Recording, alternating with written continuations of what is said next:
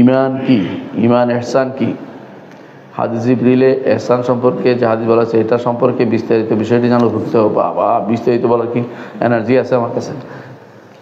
এক নম্বর, ঈমান শব্দের অর্থ হচ্ছে, ঈমান শব্দের স্বাভাবিক অর্থ হচ্ছে নিরাপত্তা বিধান করা। কি বুঝে? নিরাপত্তা, হ্যাঁ, আম থেকে। আমানাহুম মিন খাউফ, কোরআন আল্লাহ বলছে না, আমানা শব্দটি যখন সরাসরি ব্যবহৃত হয় তখন এর অর্থ হয় কি নিরাপত্তা লাভ করা। একজন মানুষ যখন ঈমান আনে সেই নিরাপদ জাহান্নাম থেকে, সেই নিরাপদ দুনিয়াতে আযাব থেকে, গজব থেকে, হত্যা থেকে, যুদ্ধ থেকে। এই জন্য আমানার এক অর্থ হচ্ছে নিরাপত্তা লাভ করা। এটা হচ্ছে যখন সরাসরি আমানা হয়, আমানাহুম মিন খাউফ যেমন আল্লাহ বলছে।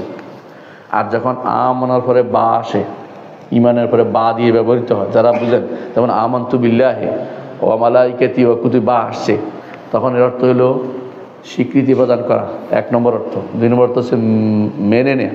তিন নম্বর অর্থ হচ্ছে এমন স্বীকৃতি বলছি। তারপরে তিন নম্বর হচ্ছে এমন বিশ্বাস, যেই বিশ্বাসের মধ্যে অবিশ্বাস থেকে নিরাপত্তা আছে, অবিশ্বাস করবে না, দৃঢ় বিশ্বাসের নাম। এটা হবে তিন নম্বর অর্থ। কিন্তু তিনটা অর্থ শুধু বিশ্বাস অর্থ না। ঈমান তো শুধু বিশ্বাস, এই বা দিয়ে আসলে ঈমান তো শুধু বিশ্বাস হয় না। হ্যাঁ, লাম দিয়ে আসলে, ঈমানের পরে লাম আসে, আমানাল্লাহু লূত, আমানাল্লাহু লূত, অর্থাৎ তারা বিশ্বাস করছে। হ্যাঁ, এই জন্য আমানার পরে লাম আসলে হয় বিশ্বাস করা অর্থে, আমানার পরে বা আসলে তিনটা অর্থ হয়। একটা অর্থ কি নিরাপত্তা লাভ করা, একটা হচ্ছে স্বীকৃতি দেওয়া, একটা হচ্ছে মেনে চলা। তিনটাই অর্থ, তিনটাই গ্রহণযোগ্য, তিনটাই দিতে হবে। তার অর্থ হচ্ছে আমানার পরে বা আসলে, যেগুলো আমরা ঈমানের কথা বলি না, বিষয় আমার বাই আমানতু বিল্লাহি, হ্যাঁ, যেমন আমানা বিল্লাহ, আমানা রাসূল বিমা উনজিলা ইলাইহি বা আসছে। এই জন্য এগুলিতে অর্থ কখনো বিশ্বাস হয় না। এই যে না জানিয়ে অনেকে উল্টাপাল্টা করতেছে। আর একটা কারণে বিশ্বাস হয় না, বিশ্বাস দেখা জিনিসও হয়, কিন্তু ঈমান শুধু অদেখা জিনিসে হয়। বিশ্বাস দেখা জিনিস, অদেখা জিনিস দুইটাতে হয়। ঈমান শুধু অদেখা জিনিসে হয়। সুতরাং এই কারণে ঈমান অর্থ শুধু বিশ্বাস না, ঈমান অর্থ শুধু বিশ্বাস না। কথা বলছেন কিনা? আচ্ছা, আর একটা কারণে ঈমান অর্থ বিশ্বাস না, ঈমানের বিপরীতে হচ্ছে কুফর। কুফর অর্থ অস্বীকার করা। আর বিশ্বাসের বিপরীতে হচ্ছে অবিশ্বাস। অবিশ্বাস হচ্ছে তাকদীব, তাকদীব। হ্যাঁ, এই মানে এই তাসদিক অর্থ হলো সত্যারোপ করা আর সত্যায়ন করা, আর তাকযীব অর্থ অসত্য, মানে মিথ্যারোপ করা। সুতরাং দুইটার অর্থ ভিন্ন ভিন্ন, দুইটা একসাথে করার কোনো সুযোগ নেই, দুইটার অর্থও ভিন্ন। এত ঈমান অর্থ বুঝছেন। আর ইহসান হচ্ছে যে কোনো কাজে সর্বোচ্চটা করা, যে কোনো কাজে সর্বোচ্চটা করা। সর্বোচ্চ পর্যায়ে কি?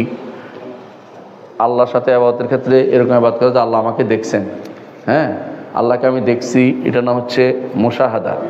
এটা সম্ভব হয় না, তো কী করতে হয়? মুরাকাবা করতে হয়। মুরাকাবা অর্থ হচ্ছে আল্লাহ আমাকে দেখছেন, আমি যেখানে বসে আছি আল্লাহ আমাকে দেখছেন না। এটা এই যে এই ধারণা যদি আপনার আসে, তাহলে হলে আপনি ইহসানের পর্যায়ে আছেন ইবাদতের মধ্যে। আর মানুষের সাথে ইহসান হচ্ছে সর্বোত্তম ব্যবহার করা। প্রাণীকুলের সাথে ইহসান আছে, সেরকম যেমন রাসূলুল্লাহ সাল্লাল্লাহু আলাইহি ওয়াসাল্লাম বলেছেন, ইন্নাল্লাহ কাতাবাল ইহসানা আলা কুল্লি শাই। আল্লাহ সব কিছুর উপরে ইহসান লিখেছেন। যখন তোমরা প্রাণী জবে করবে তখন তার ধার করে নিবে, এটা একটা ইহসান। কারণ যদি কোনো আপনি, হ্যাঁ, যেটা ধারালো না, এটা দিয়ে যদি কোনো আপনি ডলতে থাকেন, বেচারার কষ্ট হবে, মানে প্রাণীর কষ্ট হবে, কানতে কথা।